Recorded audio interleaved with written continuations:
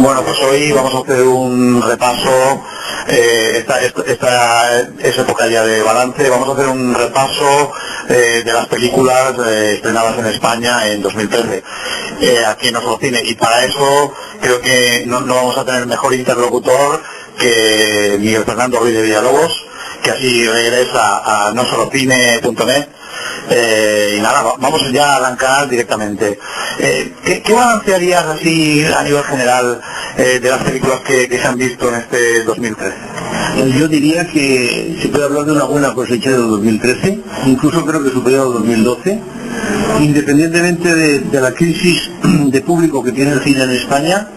Creo que se han producido algunos acontecimientos importantes en el aspecto de vista positivo, como ha sido la llegada de cine oriental, concretamente 4 películas que creo que son bastante ejemplares de las diferencias que hay entre el cine oriental y el cine occidental. Recordemos que a mediados de año se estrenaba Las Flores de la Guerra de Zhang Yimou, una película que llevaba con 2 años de retraso, y ahí es donde sí que hay que hablar también del tema de la distribución en España.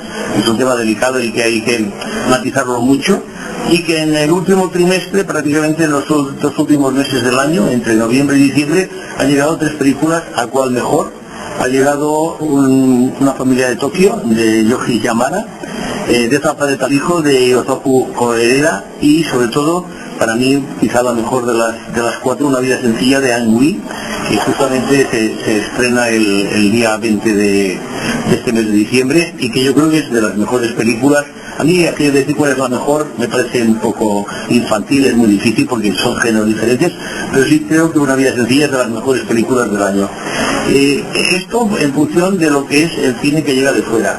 En función del cine español, decir que creo que está muy mal, y el ejemplo ha sido que las dos grandes esperanzas blancas, por utilizar un título de película de segundo grado, pero que en su momento fue famosa, La Gran Esperanza Blanca, que son Pedro Almodóvar y Isabel Coixet, han sido para mí los dos fraudes y los 2 bodrios del año, tanto Los amantes pasajeros como la película de la Isabel Coixet, Ya no termina nunca, que me parece también otro error de bulto del cine español, ¿no? Digo esto porque si los lectores o los oyentes de tu programa se acuerdan, hace un par de años se hablaba de Pedro Almodóvar y de Isabel Coixet junto a Benavar, de que eran los salvadores de la taquilla española, y después he demostrado que de salvadores nada, que más bien llevan un camino muy errático.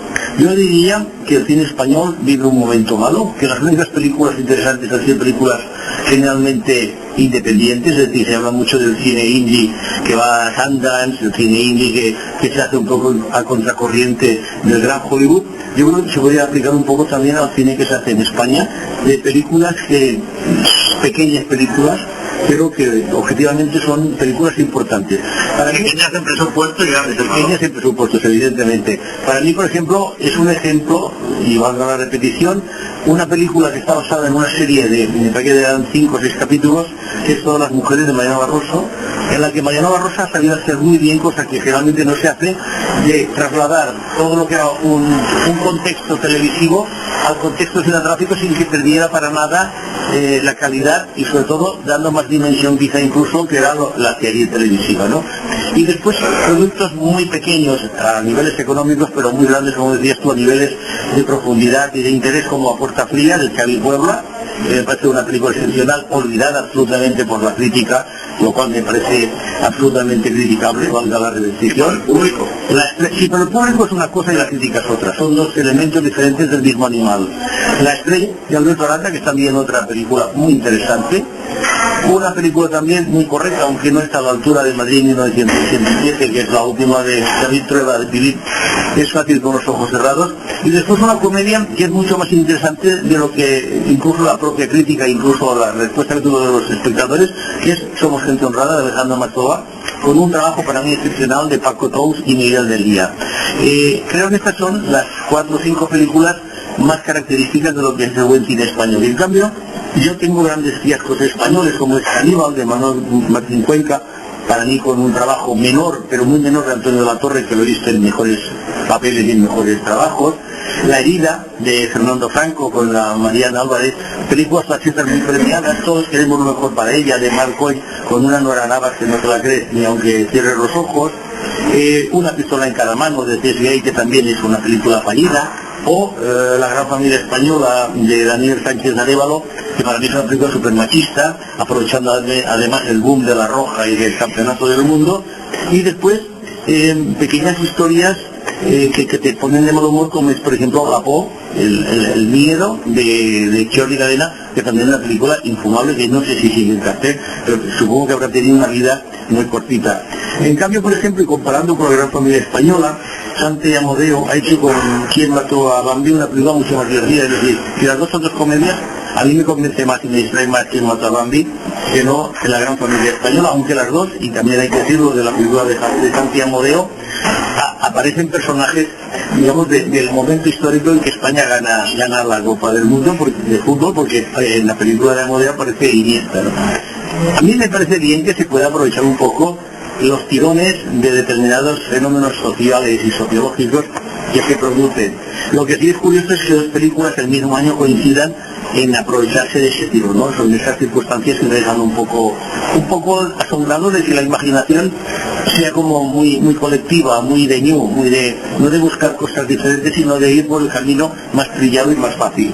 Y después yo diría que hay otras películas que son, para mí, películas muy correctas dentro del cine español, como son Mussolini va a morir, de Rafael Gordón, un experimento más cercano a lo tratado, pero que tiene una gran interpretación de Miguel Torres como ese Mussolini a punto de ser ejecutado. Una película menor de Fernando Colomo, como es La banda Picasso, pero que en cierta medida es el mismo Fernando Colomo de sus momentos brillantes de cuando se descubrió la comedia La madrileña. Es decir, en el fondo Fernando Colomo no ha cambiado su forma de hacerlo, pero en este caso coge un hecho pseudo o más o menos histórico, más o menos basado en hechos reales, y hace una película para mí correcta. Es decir, ya me gustaría que todo el cine español fuera como La banda Picasso, que también no ha sido bien tratada por la crítica. Y después una película ya dentro de Blockbuster, como sería Los últimos días, de los hermanos Alex y David Pastor, que estaría más cerca del tipo de cine que nos llegan de Estados Unidos, pero que por ser una producción española, aunque tenga el capital americano, me parece una película muy correcta, muy adecuada al género al que pertenece. Y finalmente, otra película menor, que también pasó sin pena ni gloria, pero que a mí me interesa porque creo que el cine donde la gastronomía está presente siempre es un cine muy instructivo, muy interesante, que es Menú Degustación, que era el título en catalán, el Menú Degustación, de Roger Wall, que me parece una película también muy sencilla, pero muy bien llevada. Es una comedia donde la historia de un restaurante que está a punto de cerrar, pues ya pide a diversidad de secuencias, ya un buen dibujo de los personajes, que es a mí lo que me interesa, ¿no? Dentro de los bodios españoles ya he mencionado las de Pedro Moro y Isabel Coixet, pero por ejemplo también está la de Gracia que le quita 15 años y un día, perdón, donde sigue insistiendo en esta especie de problemática que viene con el tema de la familia. No sé si desgraciadamente este mismo año murió su padre, Elías Querejeta, una de las grandes pérdidas del cine español, y además justamente la película está dedicada a Elías, que supongo que su hija ya sabía que debía estar muy grande, y le dedicó la película que evidentemente no está a la altura de lo que Querejeta había producido a lo largo de su extensa y maravillosa vida como productor de cine, ¿no? Y películas ya también muy horrorosas son A la gran enamorada de Santiago Barceló, o La mula, una película que aparece sin firma, sin director, aunque todos sabemos que fue Michael Ranford el que se inspiró en una novela y que después, visto los resultados, pues decidió sacar su nombre de los títulos de crédito, aunque en la película aparecen los títulos de crédito. Ya desapareció durante el rodaje. Sí, desapareció antes, exacto.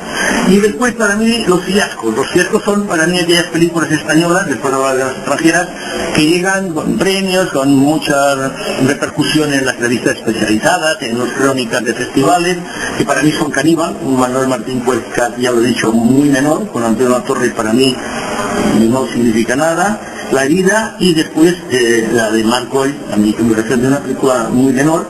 Y la verdad es que el cine español se puede decir que vive un momento de tránsito. Yo diría, no tan solo por las circunstancias de que se están cerrando cines, todos sabemos el cierre de la productora del presidente, que es curioso que siga siendo presidente de la Academia, González Macho, y que en cambio pues prácticamente su productora haya cerrado y hayan cerrado de varios cines, ¿no?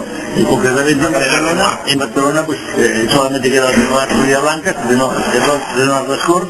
Pero yo también creo, y voy a hacer, y lo estoy diciendo hace tiempo entre los compañeros e incluso en público, voy a hacer una aseveración que puede resultar casi suicida. Y es que yo creo que dado cómo está el cine y cómo está el momento cultural de nuestro país, yo creo que de aquí a unos años volverán los cines de barrio.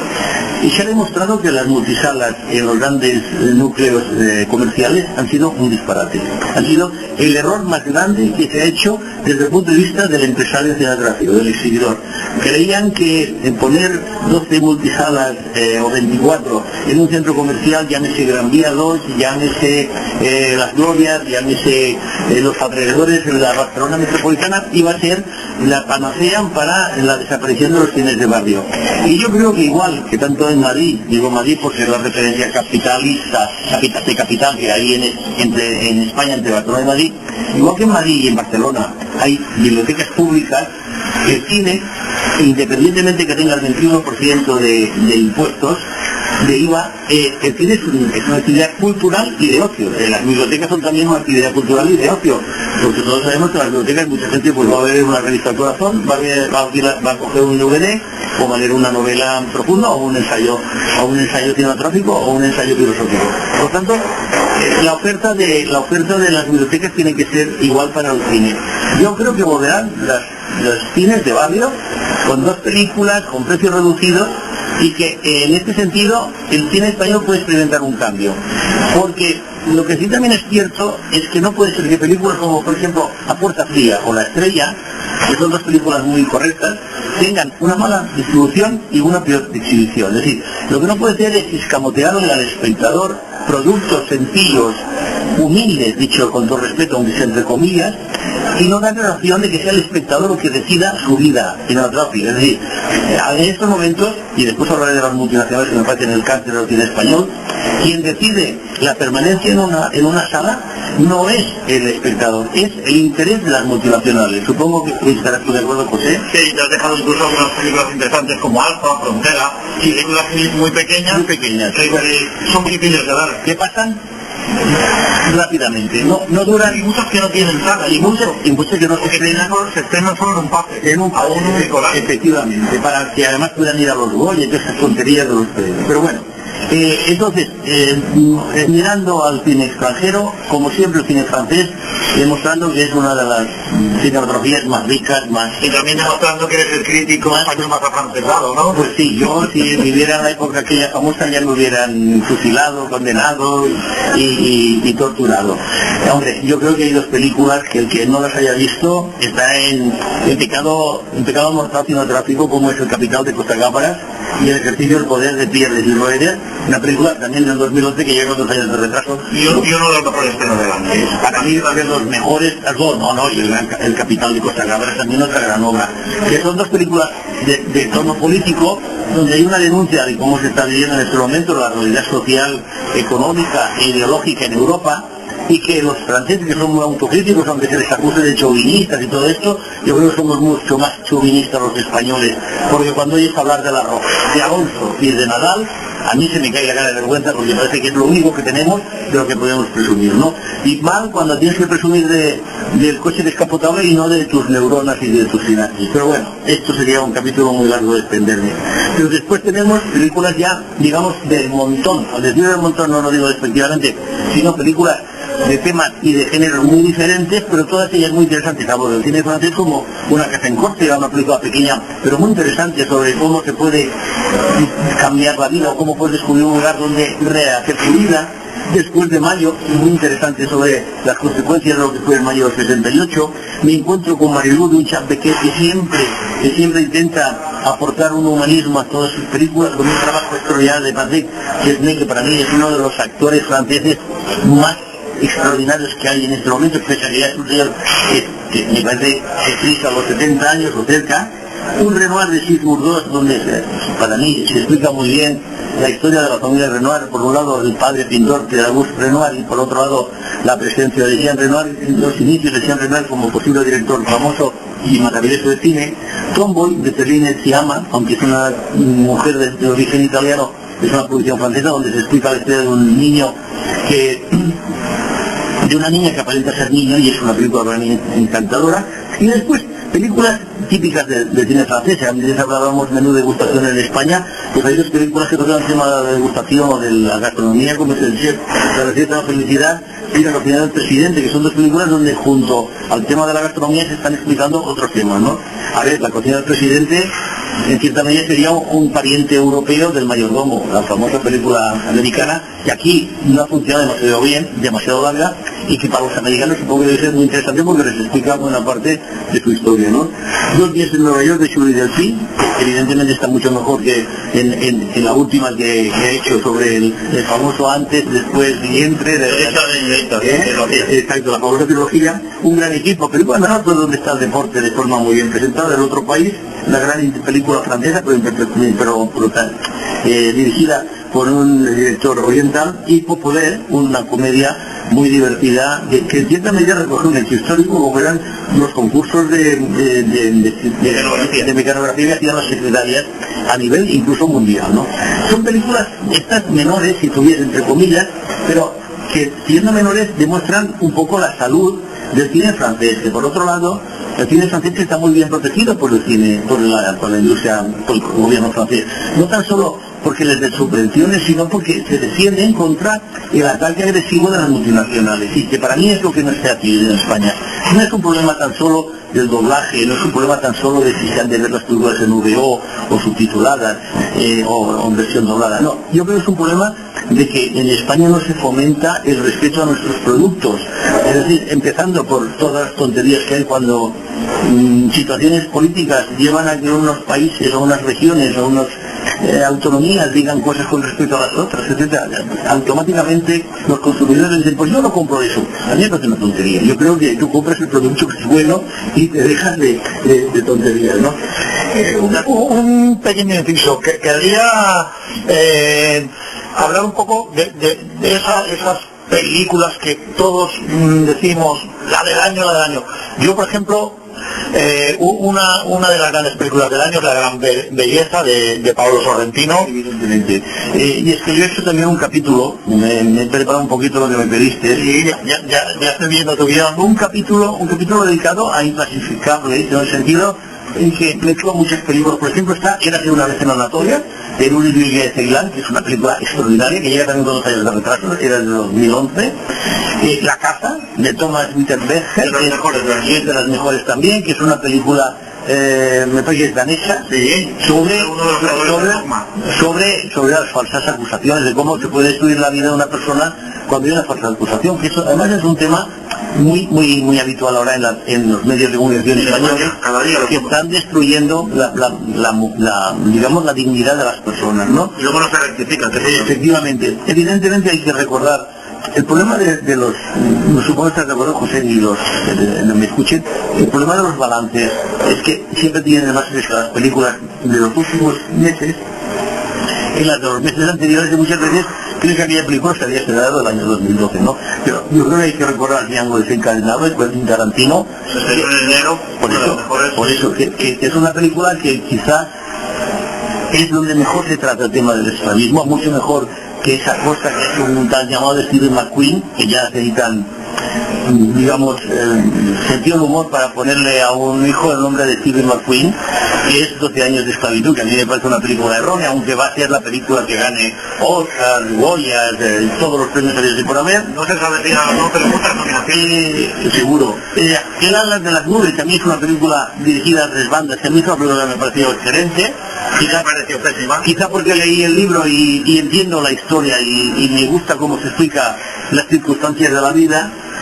Y después otras películas como por ejemplo, pues no sé, evidentemente La Gran Belleza, como decías, de Paolo Sorrentino, que se estrenó hace muy poco y que objetivamente es de las mejores películas de Sorrentino. Pero por ejemplo recientemente se estrenó también Que hacemos con Messi, de Scott McGee y David Sienzel, basada en una novela de Henry James que escribió en 1897, y que refiere a una niña que vive, desde esa perspectiva de ella, vive la separación de sus padres. Una película modernizada, evidentemente, pero donde podemos ver a una niña extraordinaria, una Aprile, que después, claro, cuando ves películas, me parece que Ismael no es de ahora, no sé si es en enero, pero es una producción española, y claro, cuando ves el trabajo de un niño y el trabajo de esta niña, te cae la cara de vergüenza, ¿no? Dices, no es un problema tan solo del niño, es un problema de que los directores españoles o argentinos no saben dirigir bien a los niños. A un niño hay que saberlo dirigir, porque además todos sabemos, que está por lo menos en el mundo cine, que los niños, por su condición de niños, tienen unas pautas de rodaje. No pueden perder los estudios, no pueden rodar más de, no sé, que son 3-4 horas. Sí. Claro, con lo cual todo esto, para que sabe cómo va el cine, de que para lo mejor para hacer un plan se puede estar 2 días, porque las exigencias cinematográficas son estas, pues claro, a un niño hay que aprovecharlo y hay que saberle sacar todo el jugo en un momentos muy determinados, sin agobiarlo, sin agotarlo tampoco, ¿no? Otra de las grandes me parece Gravity. Gravity es otra de las grandes, es una película que llega en 3D, que llega por lo tanto, digamos, como una especie de blockbuster, no llega como una película de autor, aunque evidentemente aunque evidentemente es la mejor película del señor Cuarón, del señor Alfonso Cuarón, es su mejor película, una película extraordinaria para mí, no tan solo por la tecnología del 3D, que realmente es la única forma de verla, porque ha habido un avance a niveles tecnológicos de que el 3D ya se integra, sobre todo en una película donde el espacio es el protagonista y la soledad del espacio es el protagonista, pero donde la realidad es que se hace una reflexión sobre el hecho de que la gravedad, por eso el título de Gravity, es nuestra condición sine qua non para poder ir erguidos y para poder estar asentados en un planeta que se llama Tierra y que forma parte de un sistema solar y después de un sistema XX, ¿no? Hay muchas películas interesantes, por ejemplo La vida de Pi es una película encantadoramente bella en cuanto a su estética y una metáfora sobre muchos aspectos de la vida. Yo, por ejemplo, diría que El último concierto es también otra película donde se realza la dimensión que tiene la música clásica y la unión de un cuarteto, y de cómo esta unión durante muchos años crea problemas interpersonales entre esos personajes, entre esos profesionales de la música, que viene a ser pues como cualquier película de hospitales, cualquier película de trabajo donde las relaciones laborales a veces se confunden, se implican con las relaciones personales. A mí me parece una película muy interesante. Hay películas correctas de directores muy consagrados, pero que en el fondo tampoco son tan importantes como es, por ejemplo, La gran oferta de Tornatore, de Giuseppe Tornatore, que para mí me parece mucho mejor que las últimas que había hecho. Para mí retoma algunas de sus mejores películas. Después, por ejemplo, a mí me interesa mucho Pacto de Silencio, la última película de Robert Redford, que en cierta medida toca un tema que ya hace muchos años, concretamente me lo he apuntado porque si no la memoria me falla, en 1988, Sidney Lumet, uno de los grandes directores, que no se le considera autor, aunque es más autor que otros muchos considerados autor, hizo un lugar en ninguna parte donde tocaba el mismo tema. La de unos determinados jóvenes que en la época de Vietnam fueron, digamos, un poco terroristas, se puede decir la palabra, porque habían puesto bombas, porque habían lesionado o matado a una persona, y en este caso la historia de un abogado que se descubre que había estado implicado en su juventud con ese tema, y Robert Redford, que para mí está muy bien. Es decir, si yo comparo a Robert Redford, que es mucho más joven también, es cierto, con Clint Eastwood, la forma en que Robert Redford lleva a sus personajes cuando los autointerpreta él, a cómo los lleva últimamente el señor Clint Eastwood, la diferencia es brutal. Y es una película, hay que decirlo, que ha pasado desapercibida, igual que pasó desapercibida la del proceso de Lincoln. La consideración era una obra maestra. Una obra maestra. La consideración muy superior a esta. Sí. Bueno, de acuerdo, porque el tema también es más trascendente, porque quizá... Y por la realización, por otro tipo de historia. No, las historias, mira, hay una cosa muy clara, José, y esto yo creo que todo espectador tiene que ser muy consciente. Las historias, es el famoso tema de fondo y forma. Las historias condicionan mucho el interés del espectador. Si un espectador no entiende una historia, y me parece que esto va a pasar con la Von Trier y su ninfomanía, no se crea una relación. Yo tengo un axioma, y lo sabes perfectamente, y es que el cine tiene que emocionar. Si el cine no emociona, ya no existe. El cine primero emociona, y después viene la reflexión, viene el análisis, pero el cine sobre todo tiene que emocionar. Vale, por lo tanto, vamos a ir cerrando. Sí, mi resumen es que yo creo que ha sido un año bueno. El cine español sigue estando en la UBI, que hay 2 o 3 directores que quieren y saber lo que quieren hacer. Y después me gustaría hablar de los documentales. Pues venga, 1 minuto. Porque los documentales son películas, son, digamos, productos cinematográficos que no se están bien valorados cuando se estrenan, y evidentemente he oído varios muy bueno. Evidentemente el que ha funcionado mejor y ha sido un fenómeno, el Searching for Sugar Man, ha sido un fenómeno. El músico. Exacto, pero yo quiero recordar tres más que para mí son extraordinarios, que son Al Record Passat, la última documental de Albert Solé, que se puede traducir como Los Recuerdos de Hielo, Encierro, yo diría helados, pero he visto que lo ponen en Recuerdos de Hielo, Encierro, Bull Running in Pamplona, de un director holandés, Olivier van der Zee, pero con familia que española. para mí es una de las mejores documentales que he hecho sobre los encierros de Pamplona. Y después un viaje extraordinario desde Shiprock Bemba, que es la restauración de una de las películas clásicas del cine, que es El viaje a la luna, y de cómo la única copia que había en buen estado era la copia que había en la Filmoteca de Cataluña. Es un documental muy bien hecho y muy interesante. Y con esto cierro. Pues muchísimas gracias. Ya continuaremos hablando contigo, no solo tú quieras. Cuando tú quieras. Siempre, José.